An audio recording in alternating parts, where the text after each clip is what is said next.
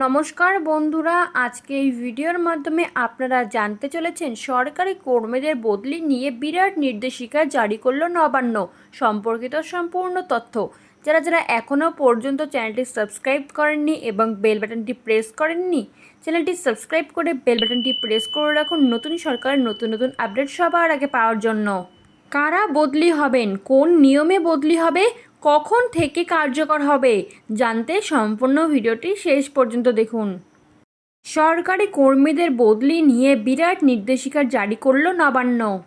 ভারতীয় জনতা পার্টির সরকার ক্ষমতায় আসার পর থেকেই প্রশাসনিক ক্ষেত্রে একের পর এক রং বদল দেখতে হচ্ছে বঙ্গবাসীকে।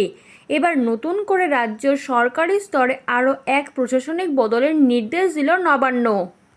নবান্নের তরফে একেবারে বিজ্ঞপ্তি দিয়ে একসাথে ৩৫ জন WBA&AS ক্যাডারের উচ্চ পদস্থ আধিকারিকদের বদলি নির্দেশ দেওয়া হয়েছে। অর্থাৎ যত দ্রুত সম্ভব এই অফিসারদের তাদের নতুন পদে যোগ দিতে হবে। বিজ্ঞপ্তিতে ঠিক কী জানিয়েছেন নবান্নের তরফে মঙ্গলবার একেবারে বিজ্ঞপ্তি জারি করে পরিষ্কারভাবে জানানো হয়েছে যত দ্রুত সম্ভব সংশ্লিষ্ট অফিসারদের তাদের নতুন পদে যোগদান করতে হবে।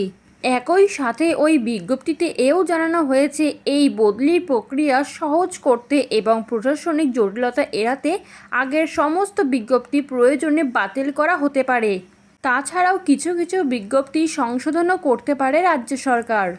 জানা যাচ্ছে কাজ যাতে দ্রুততার সাথে সম্পন্ন হয় সেই জন্য সংশ্লিষ্ট দফতরগুলিতে ম্যাচিং অর্ডার জারি করার নির্দেশ দিয়েছে অর্থ দফতর। একই সাথে স্বচ্ছতার খাতিরে ডিজিটাল মাধ্যমকে এগিয়ে রাখা হচ্ছে।